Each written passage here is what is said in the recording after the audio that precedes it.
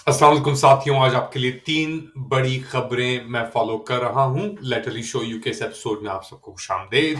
To like, subscribe and share this content. बात शुरू करते हैं, और ये मैं जानता हूं कि कुछ दिनों से ये बात बहुत उछल रही है, लेकिन अब ईरानी रिएक्शन भी इसके ऊपर आ गया है। ट्रंप ने जो प्रपोज्ड मुज़ाकरात अमेरिका और ईरान के दरमियान ओमान के अंदर जो शुरू होने वाले हैं, पहले ऐसे कांटेक्ट ट्रंप एडमिनिस्ट्रेशन और ईरान के दरमियान, और ईरान के फॉरेन मिनिस्टर अब्बास अराक्ची ने आके कहा है कि ईरान तैयार है अमेरिका के साथ मुज़ाकरात करने के लिए हफ्ते के रोज से, अपना जो एटमी प्रोग्राम है उसके ऊपर।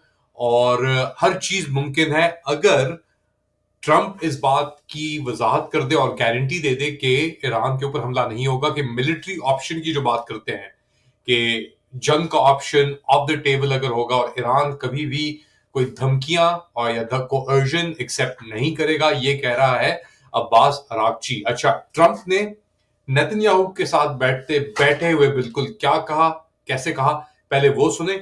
कुछ ही दिन हुए हैं इस बात को, मगर अभी बहुत अहम है। और चेक करिएगा नेतन्याहू का रिएक्शन जब ट्रंप ये कह रहा था कि हमारे मुज़ाकरात डायरेक्ट टॉक्स होने वाली हैं शुरू ईरान के साथ। We're having direct talks with Iran, and they've started. It'll go on Saturday. We have a very big meeting, and we'll see what can happen. And I think everybody agrees that doing a deal would be preferable to doing the obvious.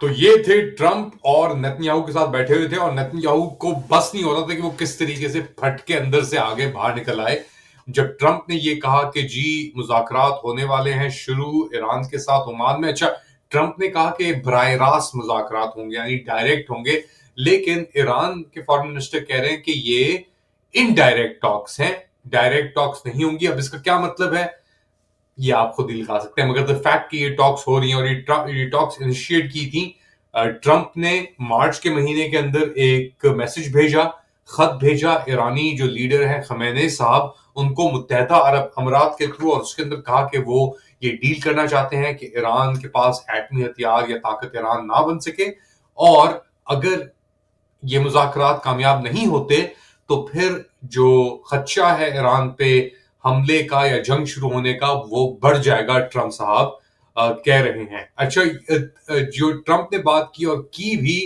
Netanyahu के साथ, तो उसके बाद Netanyahu का क्या statement आया। Netanyahu ने basically फौरन प्रीएम्प्ट किया कि उसका यही काम है बेसिकली, और ये कहा कि जी ईरान के साथ जो भी मुज़ाकरात होंगे वो लिबिया मॉडल के ऊपर होंगे, कि जहां पे लिबिया को अपना जो उनके एटमी इंफ्रास्ट्रक्चर है जो भी है उसको खुद ही तबाह करना होगा। ऑब्जर्वर्स अमेरिका के मौजूद होंगे और उसके उनके सामने ये तबाही करनी होगी। अब ये ख्याली एक प्लाव बना रहे हैं नेतन्याहू साहब।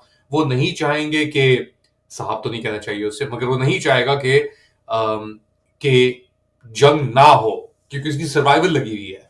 अब ट्रंप कोशिश कर रहा है किसी तरीके से काउंटर करने की, कॉर्नर करने की, कुर्सियां भी उसको पुश कर रहा है। इनकी अपनी जाती एक रिलेशनशिप भी अच्छी है, लेकिन ट्रंप के अपने खुद ही भी इरादे हैं अपने दिमाग के अंदर कि क्या करना चाहिए। और ईरान की डील तो एक तरफ है, गाजा के ऊपर भी मुज़ाकरात शुरू होने की बात हो रही है कि शायद कोई हॉस्टेज नेगोशिएशंस या डील ऐसी हो जो हो जाए। अब देखना पड़ेगा ये होती या नहीं होती।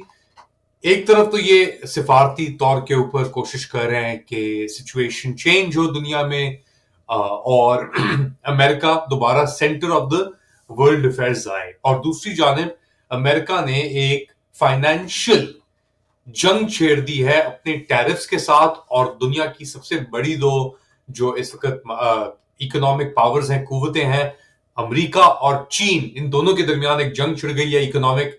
और अमेरिका ने 104% ड्यूटी लगा दी है चाइना के ऊपर। बेसिकली पूरा जो ये आर्किटेक्चर है उसकी तबाही हो रही है, क्योंकि चाइना अमेरिका के रिलेशनशिप बहुत स्ट्रांग थे। 80% समय जिक्र किया चाइनीज कंज्यूमरेबल्स अमेरिका जा रहे थे, और ये इन टैरिफ्स के बाद कोशिश की जाएगी कि इन इंडस्ट्रीज को कट किया जाए, खत्म किया जाए चाइना के अंदर।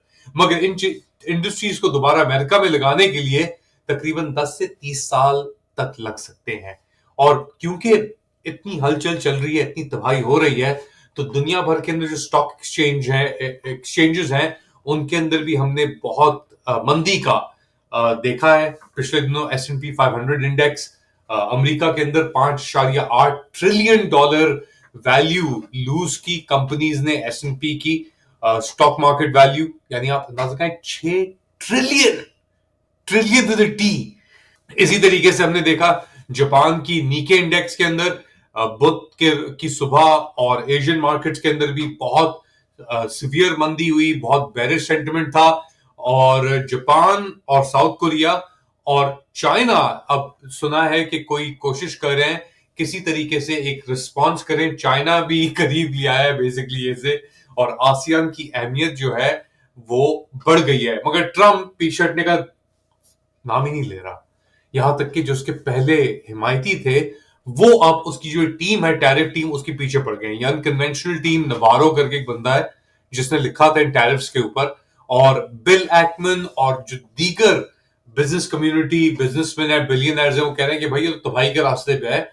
हमारी इकोनॉमी तो एक न्यूक्लियर विंटर के अंदर चली जाएगी, एक एटमी विंटर के अंदर चली जाएगी अगर ये मेजर्स को रोका नहीं गया, या अगर इसी तरीके से ट्रंप ने इन चीजों को रवा रखा। ये हो रहा है एक मैक्रो लेवल के ऊपर। माइक्रो लेवल के ऊपर क्या हो रहा है? माइक्रो लेवल के ऊपर दिखाता हूं मैं आपको। एक खबर आई है, पुरानी हो गई है, पाकिस्तान भी जा चुकी है ये खबर। अब बेसिकली पाकिस्तानी बाशिंदा एक $22 मिलियन की गैर कानूनी जुए का डेन, बेसिकली गेम रूम कहते हैं उसे, और मनी लॉन्ड्रिंग टीम यानी हवाला ह्यूस्टन टेक्सास के अंदर चला रहा था। और ये इन्वेस्टिगेटर्स ने चार्जेस बेसिकली 5 साल का इन्होंने एक स्टिंग किया, इन्वेस्टिगेशन की, और बुध के रोज जाके इन्होंने, यानी पिछले हफ्ते बुध की बात कर रहा हूं, इस बुध की बात नहीं कर रहा, एक हफ्ते पहले इन्होंने कोई 720 लॉ एनफोर्समेंट ऑफिसर्स ने 40 लोकेशंस में ह्यूस्टन टेक्सास के अंदर रेडे मारी, और उसके बाद गिरफ्तारियां शुरू हुई। और निजार अली करके एक 60 साल पाकिस्तानी रिचमंड ह्यूस्टन के एरिया से ताल्लुक रखते हैं, और ये कहे जा रहे हैं कि ग्रोह के सरबराही कर रहे थे। ये जुए की scheme, illegal gaming room scheme थी, और $22 मिलियन इससे जमा या कमा चुके थे। निजार अली करके नाम है इनका, और ये वन ऑफ मेनी अदर हैं, और मिलियंस ऑफ डॉलर्स अकाउंट से भी पकड़े गए इस क्रिमिनल एंटरप्राइज निजार अली के। और निजार अली कहा जा रहा है कि अपने फैमिली मेंबर्स के थ्रू उन्होंने पूरे ह्यूस्टन शहर के अंदर ये मनी लॉन्ड्रिंग और रियल एस्टेट इन्वेस्टमेंट्स और हाई वैल्यू एसेट्स के थ्रू और जुए के थ्रू वो सफाई कर रहे थे, पैसा बेसिकली धो रहे थे। मिलियंस ऑफ डॉलर सीज हुए बैंक अकाउंट से, $4.5 मिलियन कैश जो इन्वेस्टिगेटर्स ने, पुलिस ने पकड़ा। 2000 स्लॉट मशीन्स, जो स्लॉट मशीन्स जुए की होती हैं वो, 100 रोलेक्सी घड़ियां और 8 बंदूकें पकड़ी हैं। ये एक 31 अनडॉक्यूमेंटेड इमिग्रेंट्स, यानी जो इलीगल इमिग्रेंट्स हैं, वो भी इन्वॉल्व थे इसके अंदर। अब जो डिटेल्स आ रही हैं कि अली ने, जो निजार अली था बंदा, इसने एक करप्ट पुलिस ऑफिसर को $5 लाख दिए बेसिकली ऑपरेशन को मैनेज करने के लिए, सिक्योरिटी फोर्सेस से, अथॉरिटी से दूर रखने के लिए। मगर वो जो बंदा था वो डबल एजेंट निकला, और उसने बेसिकली पूरा जो गेम था, प्लान था, वो अथॉरिटीज को बता दिया है। अच्छा, निजार अली के साथ साथ और भी लोग अरेस्ट हुए हैं। एक बंदा है Syed Ali, 59 year old, Stephanie Huerta 35 साल अभी तक। अच्छा, 2 लोग, सैयद अली 59 ईयर ओल्ड और स्टेफनी हुएटा जो है वो भाग गए। तो डिटेल्स इसकी आ रही है। बहुत ही एक अजीब केस ये बना हुआ है, ये अमेरिका के अंदर पाकिस्तानी इन्वॉल्वमेंट का। कोई अच्छी खबर भी आ जाए कभी पाकिस्तानियों के ऊपर। आप क्या समझते हैं, बताएं मुझे कमेंट सेक्शन में। Do like, subscribe and share this content. अपना ख्याल रखिएगा, अगली बार तक अल्लाह हाफिज।